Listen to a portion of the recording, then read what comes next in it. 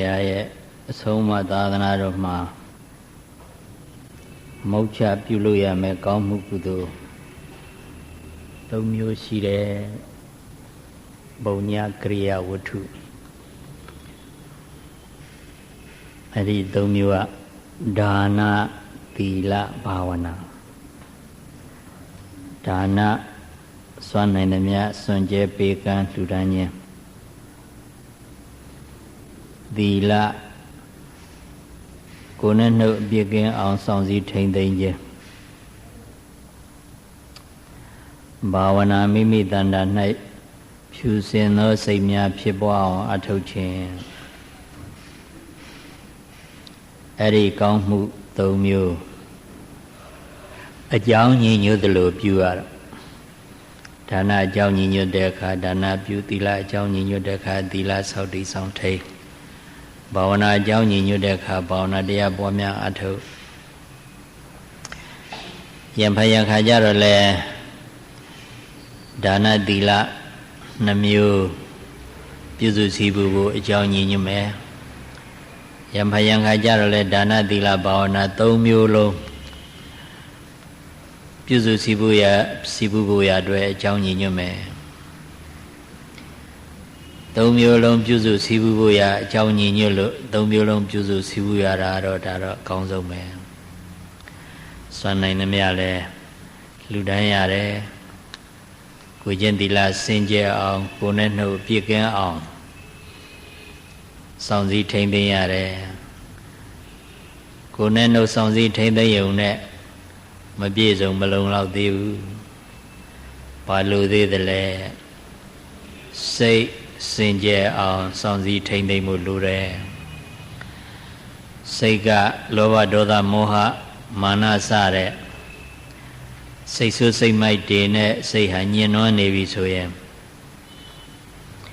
အဲ့ဒီစိတ်ဟာမစင်ကြယ်တော့ဘူးစိတ်မစင်ကြယ်ရင်အဲ့ဒီစိတ်ကြောင့်ဖြစ်လာတဲ့နှုတ်အပြောဝစီကံလည်းမစင်ကြယ်တော့ဘူးအဲ့ဒီစိတ်ကြောင့်ဖြစ်ပေါ်လာတဲ့ကိုယ်အပြုမှုကာယကံလည်းမစင်ကြယ်တော့ဘူးညှဉ်းနှွမ်းသွားညှဉ်းနှွမ်းတယ်ဆိုတာအကုသိုလ်ပဲစင်ကြယ်တယ်ဆိုတာကုသိုလ်ဒုက္ခဓမ္မစင်ကြယ်သောတရားကတစုကန္နာဓမ္မညှဉ်းမဲသောတရားကတစုဖြူစင်တဲ့တရားတစုညှဉ်းမဲတဲ့တရားတစုကုသိုလ်တရားတွေကဖြူစင်တဲ့တရားတွေ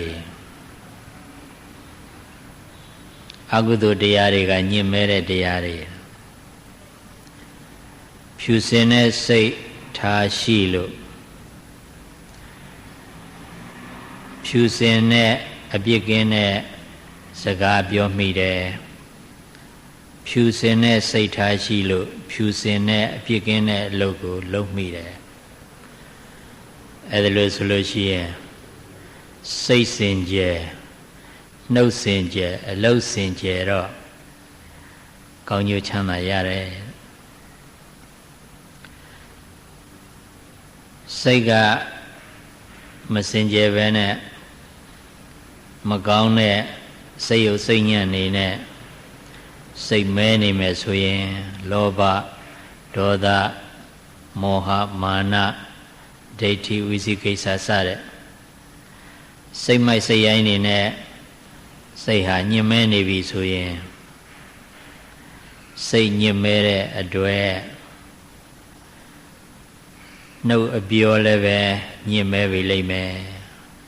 နှုတ်ကလည်းအပြစ်မကင်းတဲ့စကားတွေပဲအပြစ်ရှိတဲ့စကားတွေပဲပြောမိပြီလိမ့်မယ်စိတ်ညှဉ်းမဲတဲ့အတွက်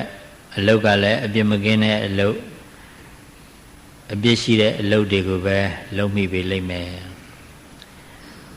စိတ်မဲတော့နှုတ်မဲအလုတ်မဲစိတ်မဲနှုတ်မဲအလုတ်မဲပြီဆိုလို့ရှိရင်နော်ဆင်းရဲဖို့သိကြသွားပြီ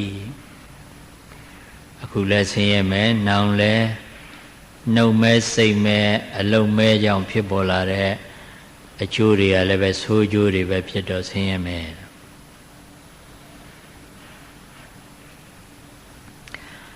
စိတ်ဖြူစင်တယ်ဆိုလို့ရှိရင်စိတ်လည်းဖြူစင်တော့စိတ်ဖြူစင်တော့နှုတ်လည်းဖြူစင်အလုပ်လည်းဖြူစင်တယ်စိတ်ဖြူစင်နှုတ်ဖြူစင်အလုပ်ဖြူစင်ဖြူစင်တဲ့အကျိုးပဲရတယ်ဖြူစင်တဲ့အကျိုးဆိုတာချမ်းသာတဲ့အကျိုးပဲဒါကြောင့်ဒါနစွန့်နိုင်သမျှလူဒန်းပေးကမ်းစွန့်ကြဲနေုံနဲ့လည်းကိစ္စမပြည့်သေးဘူးသီလကိုယ်နဲ့နှုတ်အပြည့်ကင်းတန်ရှင်းစင်ကြယ်အောင်စောင့်စည်းထိမ့်သိမ့်ပေးုံနဲ့လည်းမပြည့်စုံနေဘူးသီလကတော့ကိုယ်နဲ့နှုတ်ကိုပဲပြည့်ကင်းအောင်စောင့်စည်းထိမ့်သိမ့်ထားနိုင်တယ်စိတ်ကိုတော့စောင့်စည်းထိမ့်သိမ့်မထားနိုင်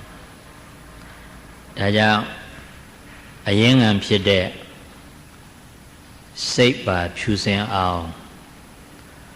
ဘာဝနာအလုပ်ကိုပါပွားများအထုတ်ဖို့လိုတယ်ဘာဝနာဆိုတာစိတ်ဖြူစင်အောင်လေ့ကျင့်ပွားများအထုတ်တာပဲစိတ်ကပင်မအကြောင်းတရားအရင်းငံအကြောင်းတရားစိတ်ကြောင့်နှုတ်ပြောဖြစ်တယ်ကိုယ်အလုပ်ဖြစ်တယ်ဒါကြောင့်စိတ်ကကုသိုလ်စိတ်ဖြစ်ရင်နှုတ်ကလည်းကုသိုလ်အပြော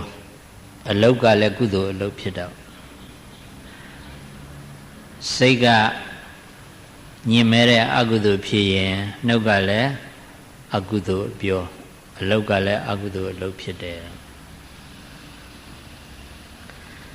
အကုသလသာဝိဇ္ဇဒုက္ခဝိပါကလက္ခဏာအကုသိုလ်ဆိုတာအပြစ်ရှိတယ်တဲ့ဒါကြောင့်မလို့ဒုက္ခဝိပါကလက္ခဏာဆင်းရဲကြိုးကိုပေးတဲ့သဘောရှိတယ်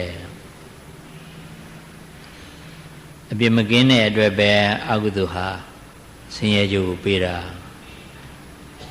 အကုသိုလ်စိတ်ကြောင့်လည်းဆင်းရဲကြိုးပေးတယ်စိတ်တင်မနေပဲနဲ့အကုသိုလ်အပြောအကုသိုလ်အလုပ်ပြောမိလုံးမိပြီဆိုတော့ပြောစရာမလိုတော့ဘူးဆင်းရဲကြိုးရမှာဒုက္ခဝိပါကလက္ခဏာကုသိုလ်စိတ်ဖြစ်ရင်ကုသိုလ်အပြောကုသိုလ်အလုပ်လုပ်တယ်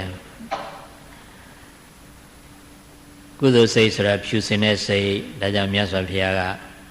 သစိတ်တပရိယောဓာပနာမိမိစိတ်ကိုဖြူစင်အောင်ထားပါဖြူစင်အောင်ထားပါဆိုလောဘဒေါသမောဟမာနအညစ်အကြေးမဝင်အောင်စောင့်စည်းထိမ့်သိမ့်ပြီးထားပါအဲ့ဒါလို့ဆိုလို့ရှိရင်ကုသိုလ်စိတ်ဖြစ်မယ်ကုသိုလ်စိတ်ဖြစ်ရင်အဲ့ဒီကုသိုလ်စိတ်ကြောင့်ကုသိုလ်အပြောပဲပြောမယ်ကုသိုလ်ပြောရင်အလောက်ကလည်းပဲကုသိုလ်အလုပ်ပဲဖြစ်မယ်စိတ်ထားဟုတ်တော့အပြောဟုတ်အလုပ်ဟုတ်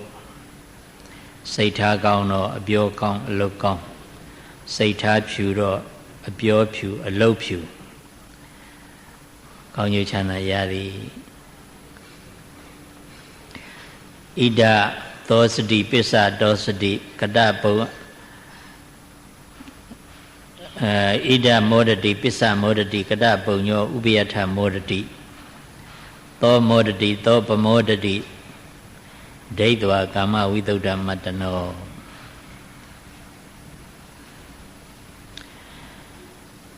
ကတပုံညောကောင်းမှုကုသိုလ်ပြုလုပ်ထားသောပုဂ္ဂိုလ်သည်ကောင်းမှုကုသိုလ်ပြုလုပ်ထားတယ်ဆိုတာစိတ်ကလည်းကုသိုလ်နှုတ်ကလည်းကုသိုလ်အလုပ်ကလည်းကုသိုလ်ပေါ့ကိုယ်နှုတ်စိတ်သုံးပါလုံးကတပုံညောကောင်းမှုကုသိုလ်ပြုလုပ်ထားသောပုဂ္ဂိုလ်သည်ဣဒံမောဒတိဤပစ္စုပန်ဘဝမှာလည်းဝမ်းမြောက်ရွှင်လန်းရ၏ရွှင်လန်းဝမ်းမြောက်ရ၏ပစ္စမောဒတိဓမ္မလောဘဝမှာလည်းရွှင်လန်းဝမ်းမြောက်ရ၏ဥပယထမောဒတိပစ္စုပန်ဓမ္မလောဘဝနှစ်တန်လုံးမှာလည်းရွှင်လန်းဝမ်းမြောက်ရ၏သောထိုကုသိုလ်ကောင်းမှုပြုထားသောပုဂ္ဂိုလ်သည် အတနောမိမိဤဝိသုဒ္ဓံအထူးသဖြင့်စင်ကြယ်သောကမ္မံကုသိုလ်ကောင်းမှုကိုဒိဋ္ဌဝါသိမြင်ရခြင်းကြောင့်မောဒတိရှင်လန်းဝမ်းမြောက်ရ၏ပမောဒတိအထူးသဖြင့်ရှင်လန်းဝမ်းမြောက်ရ၏ကုသိုလ်ကောင်းမှုပြုတဲ့ပုဂ္ဂိုလ်ဟာမိမိပြုတဲ့ကုသိုလ်ကောင်းမှုကိုပြန်ပြီးဆင်ញင်နှလုံးသွင်းမိတယ်မကောင်းမှုပြုမိလဲမကောင်းတာဆင်ញင်နှလုံးသွင်းမိတာပေါ့ကောင်းမှုပြုမိလဲကောင်းတဲ့ဟာပြန်ပြီးနှလုံးသွင်းမိတာပဲဆင်ញင်မိတာပဲတွေးမိတာပဲဒါလို့တွေးမိတဲ့အခါမှာစိတ်ကောင်းနှုတ်ကောင်းအလုပ်ကောင်းလုပ်ထားတဲ့ပုဂ္ဂိုလ်ဟာမိမိရဲ့ကိုယ်နှုတ်စိတ်သုံးပါးလုံးအပြစ်ကင်းပြီးဖြူစင်ကောင်းမြတ်နေတာကိုတွေးမိတော့သိမိတော့ဆင်ញင်မိတော့ဝမ်းသာတယ်ငါဖြင့်အပြစ်မကင်းတာတွေမပြောခဲ့မိဘူးမလုပ်ခဲ့မိဘူးအပြစ်ကင်းတဲ့စိတ်ထားလို့စိတ်ကောင်းထားလို့မလို့အပြစ်ကင်းတဲ့အပြောခဲ့မိတယ်အပြစ်ကင်းတဲ့အလုပ်တွေလုပ်ခဲ့မိတယ်အဲ့ဒါလို့ဆင်ញင်မိတာနဲ့ပဲမိမိရဲ့စိတ်ကိုနှုတ်စိတ်သုံးပါးလုံးအပြစ်ကင်းစင်ကြဲနေတာတွေ့ရတော့စိတ်ထဲမှာဝမ်းသာတယ်တာမညဝန္တာရမဟုတ်ဘူးသောမောဒတိသောပမောဒတိအထူးသဖြင့်ကိုဝန္တာတယ်တဲ့ကုသိုလ်ကောင်းမှုဆိုတာကောင်းတဲ့စိတ်ထားရတာကောင်းတဲ့အပြစ်ကင်းတဲ့အပြောရတာအပြစ်ကင်းတဲ့အလုပ်လုပ်ရတာဟာအဲ့ဒီစိတ်ထားရကြိုက်မှလည်းပဲစိတ်ကတန့်ရှင်းပြီးဝမ်းသာနေတာအဲ့ဒီအပြစ်ကင်းတဲ့အပြောရကြိုက်မှလည်းပဲဝမ်းသာနေတာအဲ့ဒီအပြစ်ကင်းတဲ့အလုပ်လုပ်ရကြိုက်မှလည်းပဲဝမ်းသာနေတယ်ပြန်တွေးမိတဲ့အခါကျတော့လည်းဝမ်းသာတယ်တခါအဲ့ဒီစိတ်ကောင်းနှုတ်ကောင်းအလုပ်ကောင်းခြင်းဒီဟုသောအကြောင်းကြောင့်အဲ့ဒါကံနေပေါ့စိတ်ကောင်းတာလည်းမနောကံနှုတ်ကောင်းတာကဝစီကံအလုပ်ကောင်းတာကကာယကံအဲ့ဒီအကြောင်းတွေကြောင့်ဖြစ်ပေါ်လာတဲ့အကျိုးတွေကလည်းကောင်းကျိုးတွေပဲဖြစ်တယ်ကောင်းကျိုးတွေပဲရှိတယ်တခါတရံမှာမိမိကမြတ်စွာဘုရားတရားတော်တွေနာကြားထားလို့အထုတ်ထားလို့ယုံကြည်လို့တရားတော်အတိုင်းတတ်နိုင်သမျှစိတ်ကောင်းနှုတ်ကောင်းအလုပ်ကောင်းအောင်နေတယ်ဒီကြားထဲကတခါတရံမှာမကောင်းရိုးဆင်းရဲကြိုးဖြစ်ပေါ်လာတတ်တာရှိတယ်အဲ့ဒါကတော့အခုပြုတဲ့စိတ်ကောင်းနှုတ်ကောင်းအလုပ်ကောင်းဆိုတဲ့ကံလေးကြောင့်မဟုတ်ဘဲနဲ့ရှေးတစ်ချိန်ချိန်ကမိမိပြုခဲ့ဘူးတဲ့မကောင်းတဲ့မနောကံကြောင့်ဖြစ်စေမကောင်းတဲ့ဝစီကံကြောင့်ဖြစ်စေမကောင်းတဲ့ကာယကံကြောင့်ဖြစ်စေဖြစ်ပေါ်လာရတဲ့အကျိုးတရားဟာအခုအချိန်ကြာမှအခွင့်သာလို့သူအကျိုးဖြစ်ပေါ်ခွင့်သာလို့ဖြစ်ပေါ်လာရတာပဲအခုပြုတဲ့ကောင်းမှုကုသိုလ်ကြောင့်ဖြစ်တာမဟုတ်ဒါဖြစ်ရင်အခုပြုတဲ့ကောင်းမှုကုသိုလ်တွေကရှေးဘဝကပြုခဲ့မိတဲ့ရှေးဘဝတွေကပြုခဲ့မိတဲ့မကောင်းမှုအကုသိုလ်ရဲ့အကျိုးတရားကိုမပေးအောင်မတားဆီးနိုင်ဘူးလားလို့ဆိုတော့တားဆီးနိုင်တာလည်းရှိတယ်မတားဆီးနိုင်တာလည်းရှိတယ်ရှင်းဘဝကပြုခဲ့တဲ့မကောင်းမှုအကုသိုလ်ကပြုစဉ်ကစေတနာတိတ်မကောင်းတဲ့စေတနာတိတ်အင်အားကြီးမားနေပြီဆိုလို့ရှိရင်တော့ အဲ့ဒါကံအားကြီးတယ်ခေါ်တယ်အားကောင်းတဲ့ကံဖြစ်နေအားကောင်းတဲ့အကုသိုလ်ကံရဲ့အကျိုးကိုတော့ဒီဘဝတာမန်ကုသိုလ်ကံကကုသိုလ်အလုပ်ကမတားဆီးနိုင်ပေဘူးသို့တော်လည်းဒီဘဝမှာပြုတဲ့မနောကံဝစီကံကာယကံကုသိုလ်တွေကအမြဲမပြတ်လည်းပြုတယ်အင်ကောင်းအားကောင်းလည်းပြုတယ်အဲ့ဒီကုသိုလ်တွေပြုခဲ့မှာစေတနာကလည်းပဲအမတန်အားကောင်းတယ်ဆိုလို့ရှိရင်တော့ရှေးဘဝအကုသိုလ်ကံကြောင့်ဖြစ်ပေါ်လာနိုင်တဲ့အကုသိုလ်ရဲ့အကျိုးဆိုးကျိုးဆင်းရဲကျိုးကိုလုံးဝမတားဆီးနိုင်ပေမဲ့လို့အားသေးသွားစေနိုင်တယ်အစင်ရကြီးဆင်းရဲရမှာဟာအစင်ရကြီးမဆင်းရဲပဲနဲ့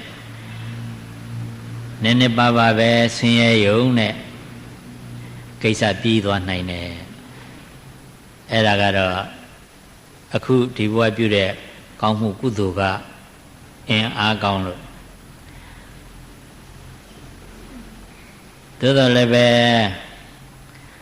အမတန်အင်အားကောင်းတဲ့မက္ကုသိုလ်အမတန်အင်အားကောင်းတဲ့မက္ကုသိုလ်ကြတော့တချို့သောအကုသိုလ်တွေကိုတားမြစ်နိုင်တာရှိတယ်တချို့သောအကုသိုလ်တွေတားမြစ်နိုင်တာရှိတယ်ဥပမာဆိုကြပါစို့အင်္ဂုလိမာလလူမိုက်ကြီးတောထဲနေပြီးတော့လူတွေသူ့ဆရာကလက်ညှိုး1000ရအောင်ဖြတ်မယ်ဆိုလက်ညှိုးဖြတ်ယူအဲ့ဒါလိုလုပ်တာနေတဲ့အကုသိုလ်တွေမဟုတ်ဘူးစေတနာအနေနဲ့ဆရာကခိုင်းလို့လုပ်ရတာဖြစ်ပေမဲ့သေစေလိုတဲ့တတ်လိုတဲ့စေတနာကတော့သူ့မှာတော်တော်အားကောင်းပြီသားဒီလူ1000တတ်ပြီးတော့လက်ညှိုး1000ရမှငါဆရာခိုင်းတဲ့ကိစ္စပြည့်စုံမယ်လို့ဆိုတော့လူတိုင်းကိုသေအောင်ကိုတတ်ချင်တဲ့စိတ်စေတနာကတော့အားကောင်းနေတာနောက်ဆုံးမှာမြတ်စွာဘုရားနဲ့တွေ့လို့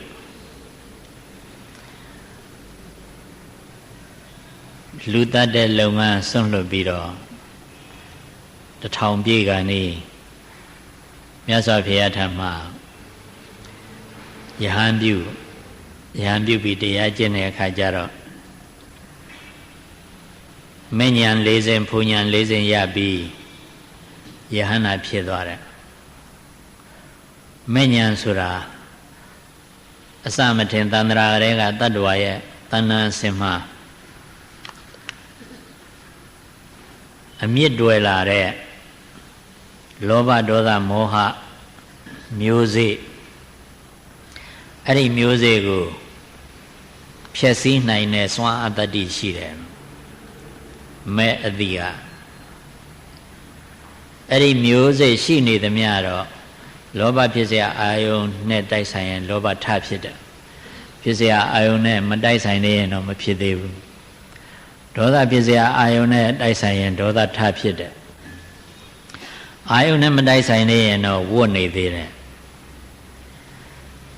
ဘာကြောင့်များလောဘဖြစ်เสียအာယုန်နဲ့တွေ့တော့လောဘဖြစ်ရတယ်လဲဆိုတော့လောဘဖြစ်စေတတ်တဲ့မျိုးစေ့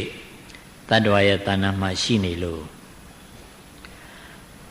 ဘာကြောင့်ဒေါသဖြစ်เสียအာယုန်နဲ့တွေ့တဲ့အခါဒေါသထဖြစ်ရတယ်လဲဆိုတော့အဲ့ဒီဒေါသဖြစ်စေတတ်တဲ့မျိုးစေ့တတ္တဝါရဲ့တဏ္ဍာမှာအမြဲရှိနေလို့အဲ့ဒီလောဘမျိုးစေ့ဒေါသမျိုးစေ့မောဟမျိုးစေ့စတဲ့တတ္တဝါရဲ့တဏ္ဍာမှာအမြဲရှိနေတဲ့ကိလေသာမျိုးစေ့ဟာအစမထင်သန္တရာဘဝတတ္တဝါလို့ဖြစ်လာတဲ့ကတတ္တဝါရဲ့တဏ္ဍာမှာဝင်လာတာဒီမျိုးစေ့ကရှိနေတာမြေကြီးထဲမှာတချို့မြက်တွေမိုးခါဆိုလို့ရှိရင်ပေါက်ပြီနှွေခါဆိုလို့ရှိရင်6သေးသွားရင်တလင်းပြောင်ကြီးအောင်မရ ဒါပေမဲ့လို့နောက်တစ်ခါမိုးကြလာပြန်ပြီဆိုတခါအဲ့ဒီမြက်တွေထားပေါက်ပြန်ရောအဲ့ဒီမိုးကြတဲ့အခါမှာပေါက်လာတဲ့မြက်တွေဟာဘယ်သူကစိုက်လို့ပေါက်လာတာဟမ်သူဟာသူပေါက်လာတာ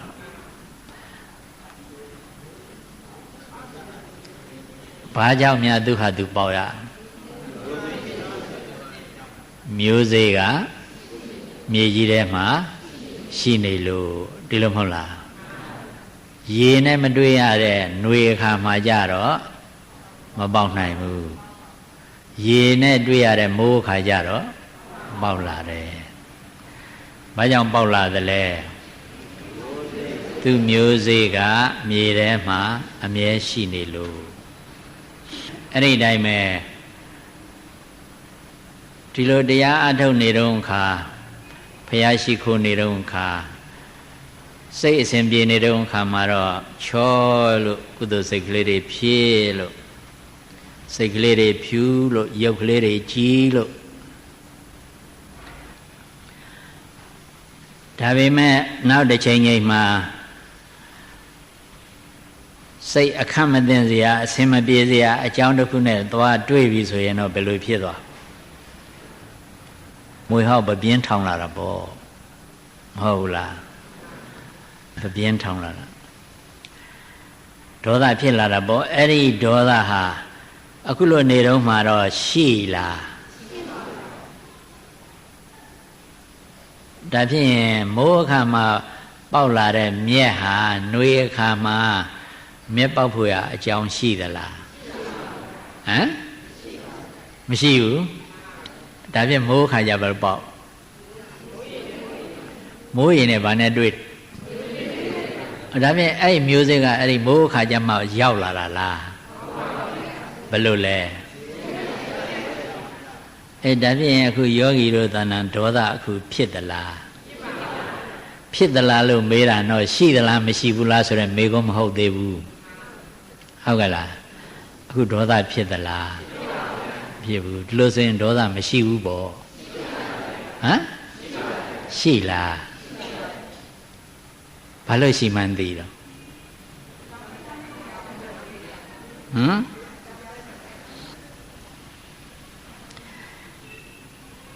အခုပဲဖြာဇက်ကနေပြီးတော့ပြွက်စိတ်ကအဲ့ဒါ2ကောင်3ကောင်ဝိုင်းကြိုက်ပြီဆိုလို့ရှိရင်ဘယ်နဲ့နေခက်လိုက်တာတော့ဒီပွက်စိတ်ကလည်းတရားတောင်ဖြောင်းဖြောင်းမနာရဘူးဆိုမဟုတ်လားဘာဖြစ်လားမျိုးစေ့အပင်ပေါက်လာတာဟုတ်လားမျိုးစေ့အပင်ပေါက်လာတာအဲ့တော့အပင်ပေါက်တယ်ဆိုတဲ့ကဘာရှိနေလို့တော့မျိုးစေ့ရှိနေလို့အဲ့ဒီမျိုးစေ့ကိုကိလေသာမျိုးစေ့ကိုအနုတ္တယကိလေသာခေါ်တယ်အပင်တော့မပေါက်သေးဘူးအပင်ပေါက်မလို့တကယ်ပဲဖြစ်နေတာတတ္တဝါရဲ့သဏ္ဍာန်မှာရှိနေတဲ့မျိုးစေ့ကိုဘာခေါ်တယ်တဲ့အနုတ္တယတဲ့အနုအစဉ်အမြဲတရားကိန်းနေတယ်တဲ့အနုတ္တယအစဉ်အမြဲကိန်းနေတယ်ဆိုတာအမြဲတမ်းရှိနေတယ်ဘာအနေနဲ့ရှိနေတာမျိုးစေ့အနေနဲ့ရှိနေတာမိုးမရွာရလိုက်နဲ့ရွာလိုက်တာနဲ့ပေါက်လိုက်မယ်ဟုတ်တယ်မဟုတ်လားလိုချင်စရာအာယုံမတွေ့လိုက်နဲ့လိုချင်လိုက်မှာအဝတ်အထည်ဆန်းဆန်းလေးမမြင်လိုက်နဲ့ဘာဖြစ်မလဲလိုချင်တဲ့စိတ်ပေါ်မလေးသူအိမ်လေးကောင်းလိုက်တာနော်ကောင်းလိုက်တာနော်တဲ့တော့နေမနေပါဘူးဘယ်ရောက်သွားငါလည်းဒီအိမ်ကြီးမျိုးရရင်ကောင်းမှာပဲအဲ့ဒါပါတော့ဟုတ်ကဲ့လားအပင်ပေါက်လာတာလောဘအပင်ပေါက်လာတာဘလို့ပေါက်လာမျိုးစိတ်ရှိလို့ပေါ့မဟုတ်လားမျိုးစိတ်ရှိလို့ပေါက်တာအဲ့တော့အဲ့ဒီမျိုးစိတ်မပြည့်စည်သေးသမျှတော့အကြောင်းတိုက်ဆိုင်နိုင်ပေါက်မှာပဲဒါနကုသိုလ်ကလည်းအဲ့ဒီမျိုးစေ့ကိုမဖျက်ဆီးနိုင်ဘူးသီလကုသိုလ်ကလည်းအဲ့ဒီမျိုးစေ့ကိုမဖျက်ဆီးနိုင်ဘူး ဝိပဿနာကုသိုလ်ကတစိတ်တရေသဖြည့်ဆည်းနိုင်တယ်မဲ့ကုသိုလ်ကြတော့လုံးဝဖြည့်ဆည်းနိုင်တယ်မဲ့ကုသိုလ်ကမှလုံးဝဖြည့်ဆည်းနိုင်တယ်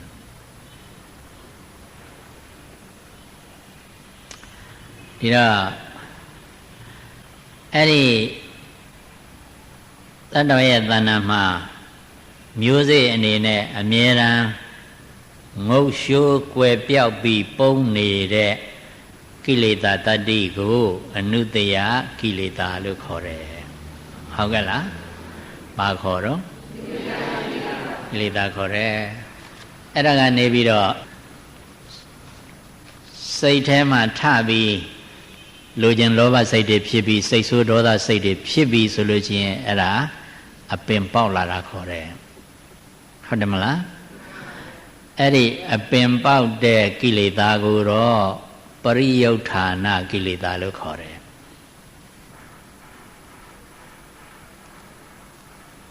ဘာကိလေသာခေါ်တော့ဘယ်လိုကိလေသာလဲအပင်ပေါက်တဲ့ကိလေသာစိတ်ထဲမှာထဖြစ်တဲ့ကိလေသာပရိယုဌာဏဆိုတဲ့စကားလုံးကိုထဖြစ်တယ်လို့အဓိပ္ပာယ်ရစိတ်ထဲမှာထဖြစ်တာသို့တော့နှုတ်အထီကိုအထီမရောက်သေးဘူးစိတ်ထဲမှာဖြစ်နေတယ်နှုတ်အထီကိုအထီမရောက်သေးဘူးဆိုတာဘာပြောတာတော့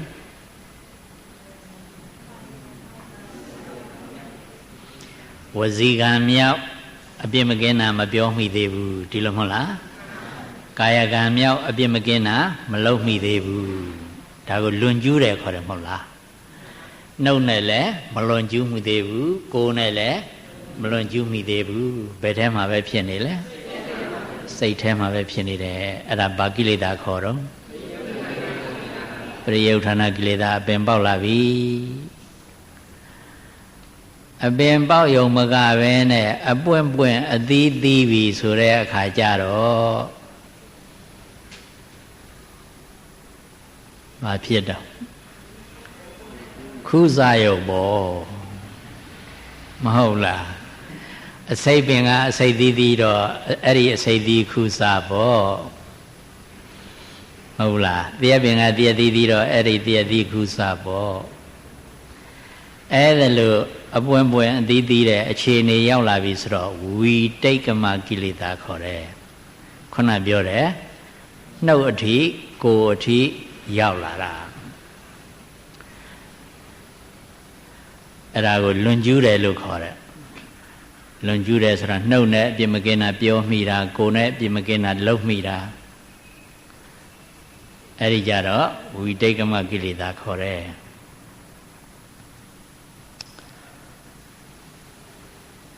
ဒါနသီလဘာဝနာ၃မျိုးမှာဒါနကတော့အဲ့ဒီပရိယုဌာဏတော့သူကမတားဆီးနိုင်ဘူးဝိတိတ်ကမတော့သူကတားဆီးနိုင်တယ်အပြီးပိုင်တားဆီးနိုင်တာလားတော့မဟုတ်ဘူးတစိတ်တရေသာအပြင်တားဆီးနိုင်တယ်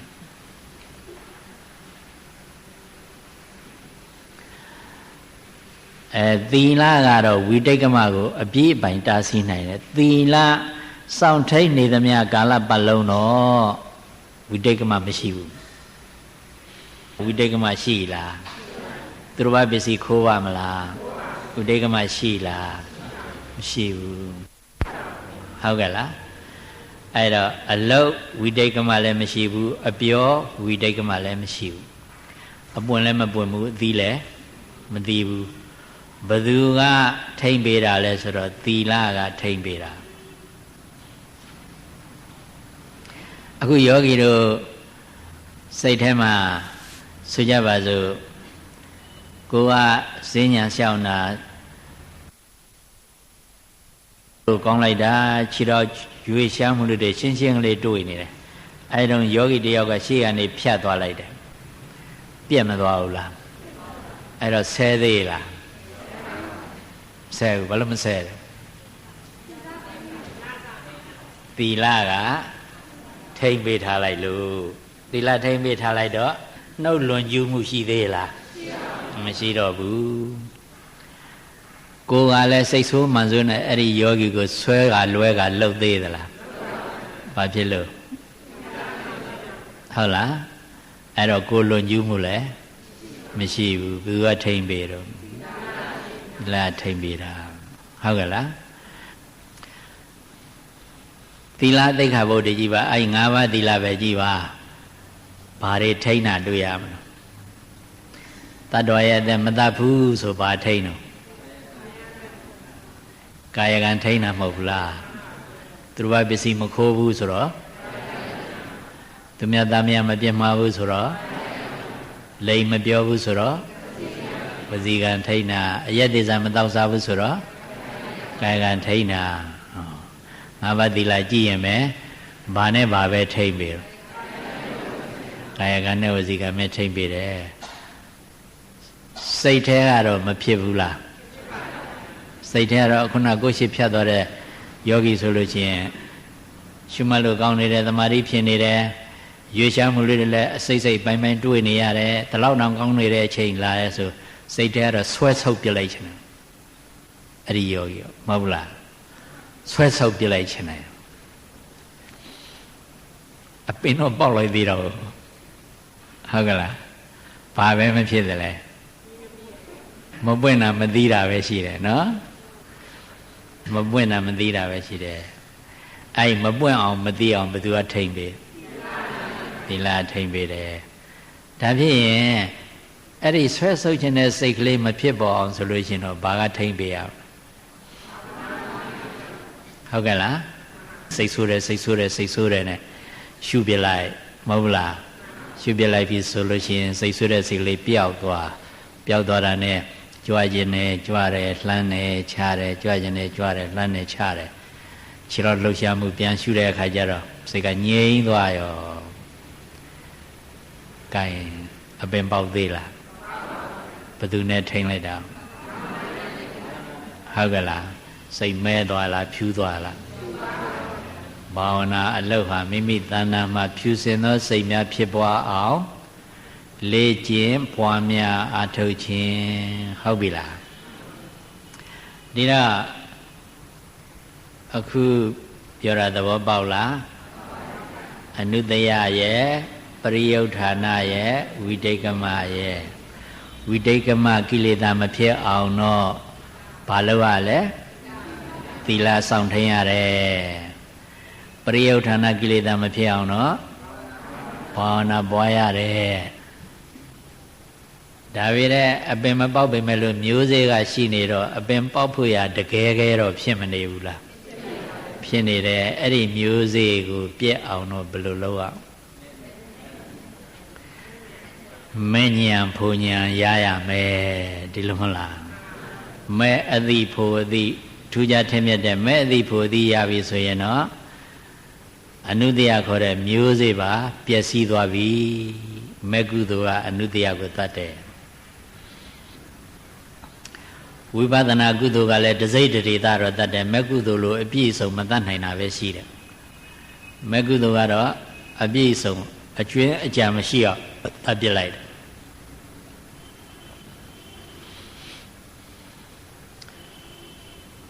တို့ပြောတာတော့ဒါပြောဖို့မဟုတ်ပါဘူးဘယ်နဲ့ကြောင့်ဒီရောက်လာတယ်တော့မသိဘူး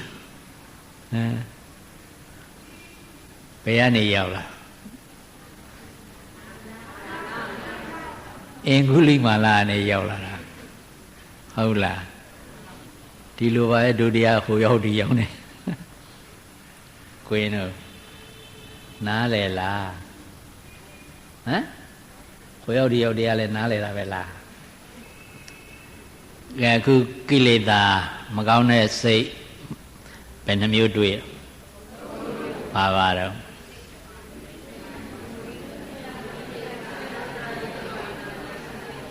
အနုတ္တယကိလေသာပရိယုဌာဏကိလေသာဝိတိတ်ကမကိလေသာဟုတ်ကဲ့လားအနုတ္တယဆိုတာဘယ်လိုဟာလဲစိတ်ထဲမှာမဖြစ်ပေါ်တော့လဲပဲတတ္တဝါရဲ့သဏ္ဍာန်မှာအမြဲကိန်းနေတဲ့ကိလေသာမျိုးစေ့ကိလေသာတတ္တိဟုတ်ကဲ့လား ပါတယ်ကိလေသာမျိုးစေ့ကိလေသာတတ္တိသူကိုဘာခေါ်လဲအဲ့တော့အနုတ္တယရှိနေသမျှတော့အကြောင်းတိုက်ဆိုင်တိုင်း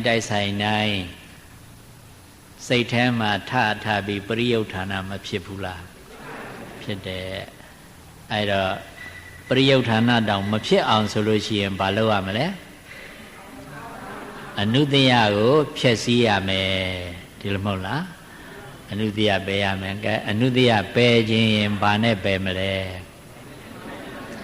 မဲ့ညာနဲ့ပယ်ရမယ်မဲ့ညာရအောင်ဘာဝနာလုပ်အားထုတ်ရမယ်ဒီလိုမဟုတ်လား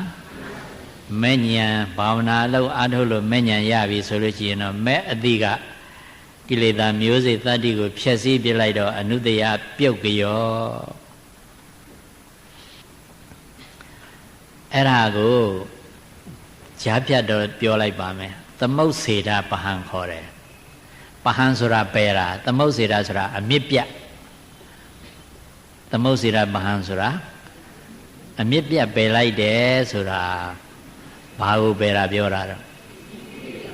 အနုတ္တယကိုပယ်လိုက်တာအဲ့ဒီသမုတ်စေတာပဟံအမြစ်ပြတ်ပယ်တာဘယ်သူမှပယ်နိုင်တော့မဲ့ညာကမှပယ်နိုင်တယ်ဟုတ်ကဲ့လားအဲ့ဒီအနုတ္တယနဲ့အနုတ္တယကိုမဲ့ညာနဲ့မပယ်နိုင်သေးသမျှကာလပတ်လုံးတော့အခုမဖြစ်လည်းပဲနှစ်ပြန်ဖြစ်ခြင်းဖြစ်မယ်စိတ်ထဲထားပြီးတော့နှစ်ပြန်မဖြစ်လဲတစ်ပတ်ခါနောက်လာအကြောင်းသိတဲ့အခါထားဖြစ်မှာပဲဒီလိုမဟုတ်လားအဲ့တော့အကြောင်းသိတဲ့အခါစိတ်ထဲထားဖြစ်တာကိုတော့ဘာခေါ်လဲပရိယုဌာဏအပင်ပေါက်တယ်ဟုတ်လားစိတ်ထဲတင်ဖြစ်နေတော့စိတ်ထဲတင်ဖြစ်နေတဲ့အခါမှာကိုကမဆင်းရဲဘူးလားလူကျင်စိတ်တွေဖြစ်နေတယ်မဆင်းရဲဘူးလားစိတ်ဆိုးတဲ့ဒေါသစိတ်ဖြစ်ရင်ရောပို့ပြီးတော့ဆင်းရဲတာသိကြသေးမဟုတ်လားတခြားထောင်လွှားတက်ကြတဲ့ဘဝင်မြင့်တဲ့မာနဖြစ်ရင်ရောမဆင်းရဲဘူးလားအဲ့ဒီမာနဘဝင်မြင့်တဲ့မာနဖြစ်လို့အစွမ်းကုန်အဆင့်အမြင့်ဆုံးရောက်သွားပြီဆိုတော့ဘယ်လိုနေတော့တရားလေးရောက်တော့ဗောမဟုတ်လားဘယ်ရောက်သွားအဲ့ဒီရောက်သွားတယ်အဲ့လောက်ကြောင်တော့ဆင်းရဲသွားတယ်အဲ့ဒီပရိယုဌံကိုတော့သမထသမာဓိနဲ့လည်းပယ်နိုင်တယ်ဝိပဿနာသမာဓိနဲ့လည်းပယ်နိုင်တယ်စိတ်ငြိမ်သွားပြီဆိုလို့ရှိရင်ပရိယုဌံဖြစ်ပါမလားမဖြစ်ဘူးစိတ်ငြိမ်တဲ့သမာဓိဆိုတာသမထကမ္မထာအထုတ်ခြင်းအပြင်လည်းရနိုင်တယ်ဝိပဿနာကမ္မထာအထုတ်ခြင်းအပြင်လည်းရနိုင်တယ်အနုတ္တယကြတော့ဒစိတ်တရေသကိုဝိပဿနာဉာဏ်နဲ့ပယ်နိုင်တယ်ဒစိတ်တရေသကိုဝိပဿနာဉာဏ်နဲ့ပယ်နိုင်တယ်တမာတိမဟုတ်ဘူးနော်တမာတိကဘာကိုပယ်တာလဲပရိယုဌံကိုပယ်တာဉာဏ်ကအနုတ္တယဝိပဿနာဉာဏ်ကအနုတ္တယဒစိတ်တရေသကိုပယ်တယ်မဲ့ဉာဏ်ကအမြစ်ပြတ်ပယ်တယ်ဟုတ်ကဲ့လားဝိပဿနာဉာဏ်ကဘာကိုပယ်လဲအနုတ္တယဒစိတ်တရေသပယ်တယ်လောဘဒစိတ်တရေသဒေါသဒစိတ်တရေသပဲပယ်တယ်မဲ့ဉာဏ်ကြတော့အနုတ္တယအမြစ်ပြတ်အောင်ပယ်လိုက်တယ်ဆိုတော့နောက်ထပ်အပင်ပေါက်အောင်မလားမပေါက်တော့ဘူးအဲ့ဒါကိုမက္ကုသိုလ်ခေါ်တယ်အဲ့ဒါကြားဖြတ်ပြီးတော့ဆောင်းပုတ်ကလေးချပေးလိုက်အောင်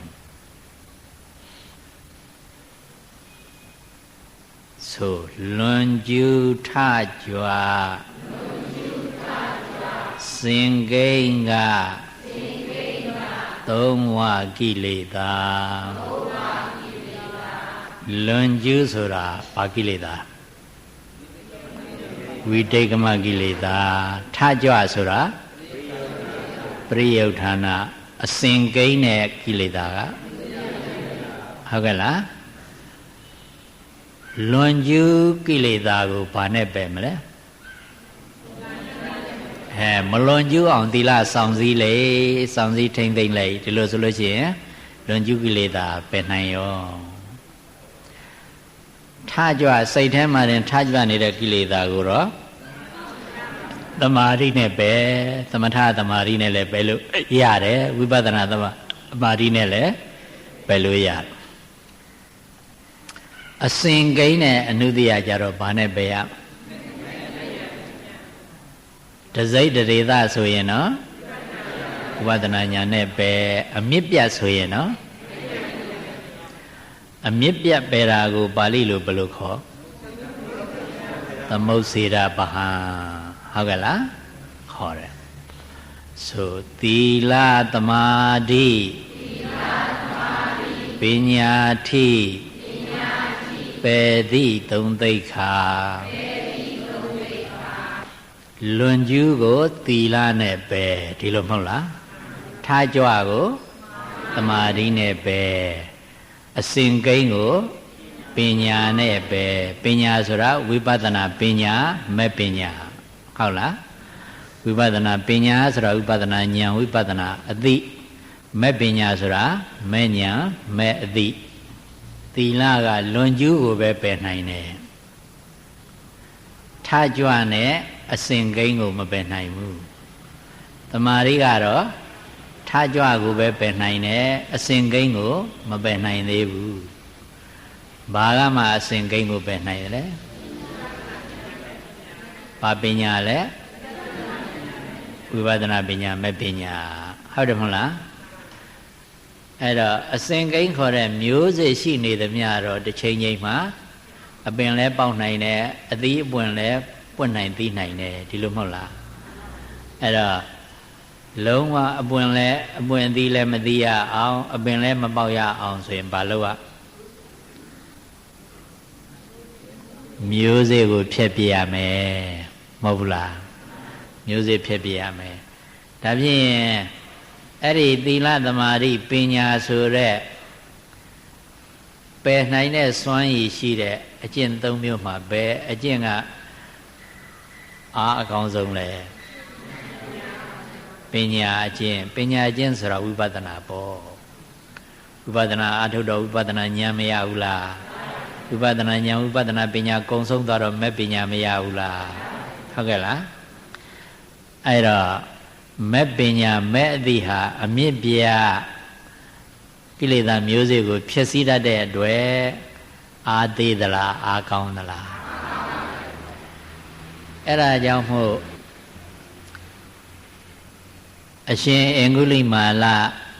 သောတပတ္တိမဲ့ဖို့သဂရဂမိမဲ့ဖို့အနာဂမိမဲ့ဖို့အရဟတမဲ့ဖို့ရသွားတဲ့အခါကျတော့ယဟနာဖြစ်အဲ့ဒီမဲ့အသီးတွေကကိလေသာမျိုးစုတွေပြုတ်ပြုံအောင်ဖြုတ်ပြလိုက်တော့သူ့မှာအနုတ္တိယဆိုတာလုံးဝမရှိတော့ရှိသေးလားမရှိတော့ပရိယုဌာဏကိုဖြစ်မလားဝိတိတ်ကမဆိုတာတော့ဝေယောဟုတ်တယ်မလားဒါကြောင့်မလို့သူဆွမ်းခံသွားတယ်ဆိုလို့ရှိရင်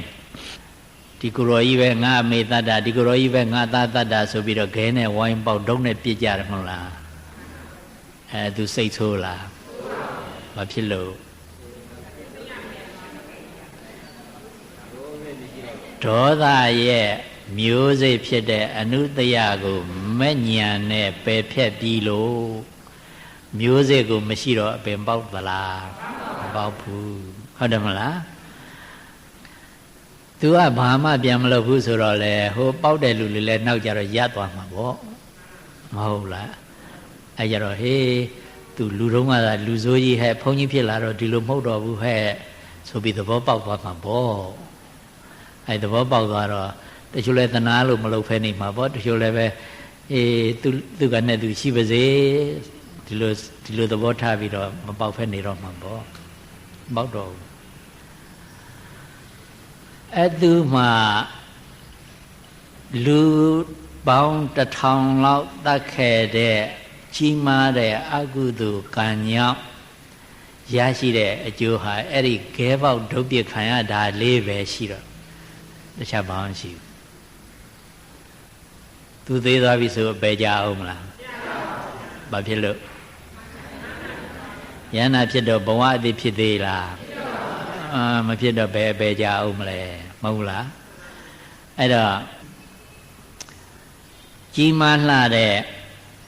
လူတစ်ထောင်ကျော်တတ်တဲ့အကုသိုလ်စေတနာကံအကျိုးပေးမှာကိုမပေးရအောင်မဲ့ကုသိုလ်ကတားပြလိုက်တယ်မဟုတ်လား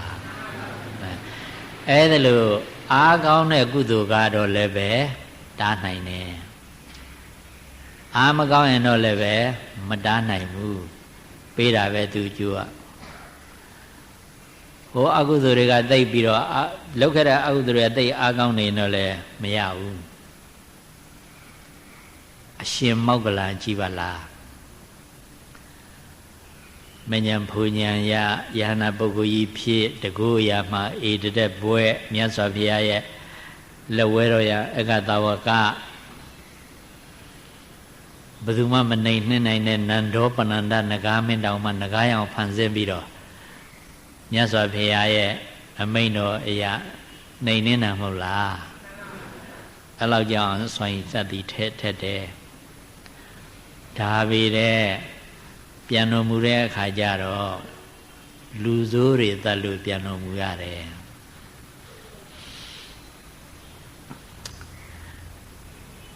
ဒိဋ္ဌိတွေကလူဆိုးတွေငှားပြီးအသက်ခိုင်းတာဓမ္မတဲ့နေတော့မှအဲ့ဒါအသက်ခိုင်းလို့ပထမတော့ရှောင်းနေပါတယ်တကိုးနဲ့ရှောင်းတာပဲရတယ်နောက်ကြတော့အကုသိုလ်ကံကြောင့်ဖြစ်ပေါ်လာတဲ့ဆိုကြဆိုတော့ရှောင်းမအောင်ဒါနဲ့ပဲအသက်ခံရဘယ်တော့မှလောက်တဲ့အကုသိုလ်တုံးဆိုတော့တစ်ချိန်တစ်ဘဝတုန်းကဒကမရဲ့စကားနားယောင်ပြီးတော့ယုံကြည်ပြီးမိဘတွေတော်တဲ့ထုတ်ဓမြတွေလာပြီးဆိုသူကရိုက်ပုတ်သတ်ပြလိုက်တာအဲ့ဒီအကုသိုလ်သိသလားကြည်သလားအမေသတ်တဲ့အကုသိုလ်အဖေသတ်တဲ့အကုသိုလ်မဟုတ်လားဘယ်လောက်ကြီးလဲအဲ့တော့အဲ့လောက်ကြီးအားကောင်းတဲ့အကုသိုလ်ကြတော့မကုသိုလ်ကကယ်နိုင်သေးလားမကယ်နိုင်တော့ဘူးမကယ်နိုင်တော့အဲ့လိုလည်းရှိတယ်ဒါကြောင့်ပြုခဲ့တဲ့အကုသိုလ်ကအားကောင်းနေရင်တော့ကုသိုလ်ကမတားဆီးနိုင်ဘူးမကယ်နိုင်ဘူးပြုခဲ့တဲ့အကုသိုလ်ကအားသေးတယ်ဆိုလို့ရှိရင်တော့လေဒီကအားကောင်းတဲ့ကုသိုလ်တွေပြုလိုက်လို့ရှိရင်တော့အဲ့ဒါတားဆီးနိုင်တယ်သို့မဟုတ်အကျိုးပေးသေးသိမှိမ့်မိန်အောင်လုပ်နိုင်တယ်လို့ရှိတယ်ဒီတော့ကိုရှိဘဝတွေကကုသိုလ်တွေပြုမိခဲ့လားအကုသိုလ်တွေပြုမိခဲ့သလားဆိုတာသေချာမသိနိုင်ဘူးမှန်းဆပြီးတော့သိနိုင်တာပေါ့ဒီဘဝမှာအခြေကောင်းအနေကောင်းရနေတယ်ကျမ်းမာရေးကောင်းနေတယ်ဆွေကောင်းမျိုးကောင်းမိတ်ကောင်းဆွေကောင်းခြံရံကောင်းအလုပ်ကောင်းနဲ့လုပ်နေရတယ်ဆိုရင်တော့ခံမှန်းနိုင်တာပေါ့ဩအရှင်ဘဝကကောင်းမှုကုသိုလ်လုပ်ခဲ့တယ်ဒီလောက်ပဲမှန်းနိုင်ရုံပဲတကယ်အတိအကျသိလားမသိပါဘူးအဲ့ဒါလို့အခြေအနေကောင်းနေတဲ့အထက်ပဲဖြုတ်ခနဲ့အခြေအနေဆိုးပြီးလာတာမဖြစ်နိုင်ဘူးလားအဲ့လိုအခြေအနေဆိုးလာတာဘာကြောင့်ရှေးဘဝပြုခဲ့တဲ့အကုသိုလ်ကဝင်ပြီးတော့အကျိုးပေးခွင့်သာတာနဲ့အကျိုးပေးလိုက်လို့ဒီလိုမဟုတ်လားအဲ့တော့အဲ့ဒါလို့အကျိုးပေးမဲ့ဟာတွေလုံးဝအကျိုးမပေးအောင်သို့မဟုတ်အကျိုးပေးသက်သာအောင်ဆိုလို့ရှိရင်ကိုကဘာတွေပဲလုပ်ရစိတ်ကောင်းနှုတ်ကောင်းအလုပ်ကောင်းရမယ်ဒီလိုမဟုတ်လားစိတ်ဖြူနှုတ်ဖြူအလုပ်ဖြူရမယ်မဟုတ်လားအဲ့ဒါကြောင့်မွေးနေ့မင်္ဂလာကုသိုလ်တော်အထိမ်းမှတ်နဲ့အာယုံစွမ်းနေစွမ်းညနေအဖျော်ရမကဆက်ကလှူဒန်းတဲ့အထွေတွေလူဝယ်ဝတ္ထုတွေလည်းလှူဒန်းတယ်ဆိုတာဟာအဲ့ဒါကုသိုလ်တွေပဲမဟုတ်လားအဲ့ဒီကုသိုလ်တွေကိုလားဒီလိုသာကိုကပြုတ်မဲ့ဆိုလို့ရှိရင်အတော်အတန်ပေးမဲ့အကုသိုလ်ဆိုရင်ပျောက်မသွားနိုင်ဘူးပျောက်သွားနိုင်တယ်ပြီးတော့ပျောက်မသွားတော့မှပဲအကျိုးပေးအားမသေးဘူးလားဆိုကြပါစို့သဘောကဟိုနာမှာကား accident ဖြစ်လို့မလို့သေလောက်အောင်အကုသိုလ်ကံကရှိတယ်ဒါပေမဲ့ဒီကုသိုလ်ကံကိုပြုတ်လိုက်တဲ့အခါကျတော့နည်းနည်းပဲဘေးနာပုတ်သွားပြီးချစ်မိအောင်ပဲချစ်မိသဘောပေါက်သလားအဲ့ဒါလိုမဖြစ်နိုင်ဘူးလား ဖြစ်နိုင်တယ်ဒါကြောင့်မို့လို့အမြဲတစေစိတ်ဖြူနှုတ်ဖြူအလုပ်ဖြူအောင်ကြိုးစားစိတ်ကောင်းနှုတ်ကောင်းအလုပ်ကောင်းအောင်ကြိုးစားအဲ့ဒါပြောတာဣဒမောတတိပစ္စမောတတိကတဘုံညောဥပယထမောတတိသောမောတတိသောပမောတတိဒိဋ္ဌဝကမ္မဝိသုဒ္ဓမတ္တနောကတဘုံညောစိတ်ကောင်းနှုတ်ကောင်းအလုပ်ကောင်းသောပုဂ္ဂိုလ်သည်ဝါကတဘုံညောစိတ်ဖြူနှုတ်ဖြူအလုပ်ဖြူသောပုဂ္ဂိုလ်သည်ဣဒမောတတိဤပစ္စုပန်ဘဝမှလည်းရွှင်လန်းဝမ်းမြောက်ရ၏ပစ္စမောတတိတမလဘဝမှလည်းပင်ရွှင်လန်းဝမ်းမြောက်ရ၏ဥပယထမောတတိပစ္စုပန်တမလနှစ်တန်သောဘဝတို့၌လည်းရွှင်လန်းဝမ်းမြောက်ရ၏အတနောမိမိ၏ဝိသုဒ္ဓကာမံအထုသဖြင့်စင်ကြယ်သောကိုမှုနှုတ်မှုစိတ်မှုကိုဒိဋ္ဌဝါဉာဏ်ဖြင့်သိမြင်ရခြင်းကြောင့်မောတတိရွှင်လန်းဝမ်းမြောက်ရ၏ပမောတတိအထုသဖြင့်ရွှင်လန်းဝမ်းမြောက်ရ၏မကောင်းဘူးလားဘာကောင်းတာတော့ဟမ်ဘာကောင်းတာ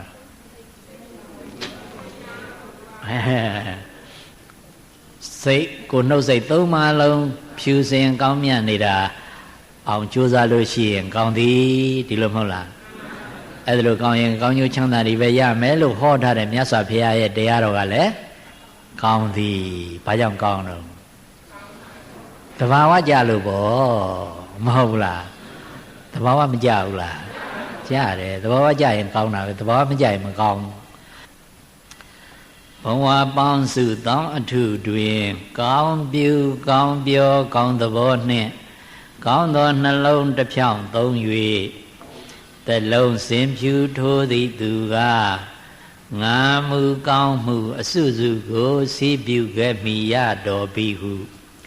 မိမိပြုမူတန့်စင်ဖြူ၍ပြည့်မြူမနှောဤသဘောကိုတွေးတော်မိတိုင်းပီတိလှိုင်းဖြင့်ရှေ့တိုင်းရည်လီချမ်းမြေကြည်၍ဤသည်ဘဝနောင်ဘဝနှင့်ဘဝဆက်ဆက်တန်သာဆက်ဝဲစိတ်လက်ကြည်သာယုတ်လန်းဖြာ၍ချမ်းသာကောင်းကျိုးဒီတိုးသို့ဖွံ့ဖြိုးကြည်ကျယ်ပွင့်လန်းကြွယ်သည်ထဲဝေနထံသံဘုဒ္ဓီအခုနဣဒမောတတိပစ္စမောတတိကတဘုံညောဥပယထမောတတိဆိုတဲ့တရားတော်ရဲ့ဘာသာပြန်လေဘဝပေါင်းစုတောင်းအထုတွင်တောင်းအထုဆိုတာနောက်ကဖြတ်သန်းလာရတဲ့ဘဝပေါင်းအသင်္ချေအသင်္ချာများစွာသောဘဝတွေမှာရောဒီဘဝမှာရောကောင်းပြုကောင်းတာတွေပဲပြုလုပ်ခဲ့တဲ့ကောင်းပြောအပြစ်ကင်းတာတွေပဲပြောခဲ့တဲ့ကောင်းသဘောနှင့်ကောင်းသောနှလုံးတစ်ဖြောင်းသုံး၍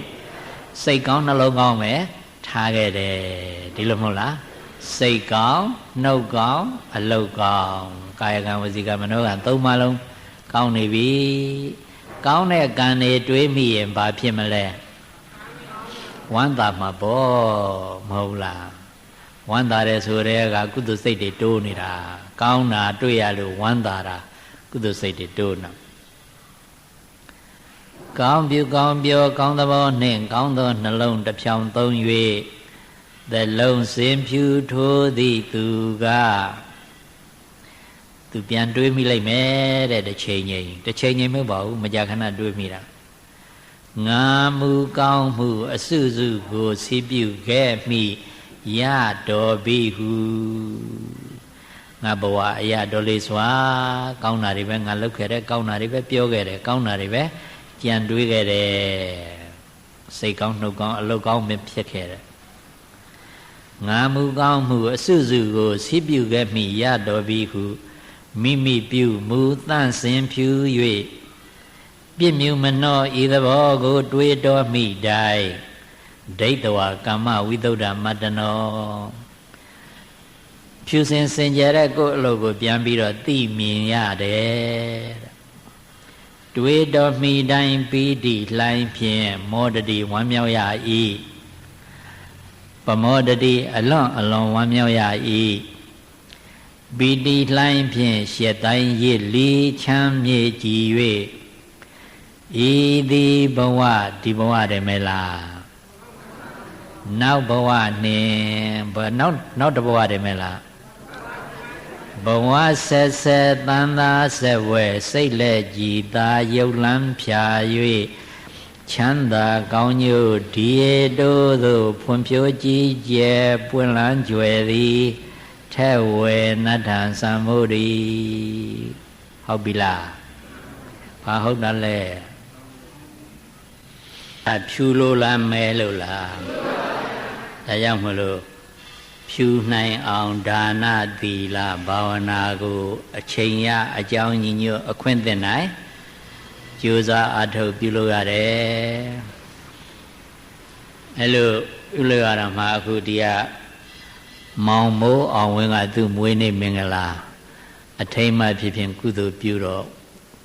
ကိုပိုးပြီးတော့သူကတန်တန်စင်စင်ကုသိုလ်ကောင်းမှုသူရခြင်းတယ်ရခြင်းတော့ချမ်းမြေ့မှာပဲလှူခြင်းတယ်တဲ့သူတို့ဆွေတွေမျိုးတွေနဲ့အနာနီနီဆွေဖုန်းကြီးမျိုးဖုန်းကြီးဆွေတန်ကမျိုးတန်ကရှိတဲ့နေရာတွေရှိတယ်အဲ့ဒီမှာလှူကြရမှာကွယ်ဆိုမဟုတ်ပါဘူးချမ်းမြေ့ပဲလှူပေးပါသူကတော့သင်္ဘောလိုက်တော့အဲ့လိုဆိုလို့ဒီမှာအာယုံစွမ်းနေစွမ်းညံ့နေဖြောရင်မကလူတန်းစက်ကရတော့ပိုးပြီးဖြူစင်တန်ရှင်းတဲ့ကုသိုလ်လိုချင်လို့လုပ်တဲ့ပုဂ္ဂိုလ်ဖြူစင်တန်ရှင်းတဲ့ကုသိုလ်ရပါမလားအ ਨੇ ဆုံးအားဖြင့်ယဟန်ရှင်လူယောဂီတွေဟာဝိတိတ်ကမကိလေသာတော့ကောင်းကောင်းကြီးပယ်မထားဘူးလားဟုတ်လား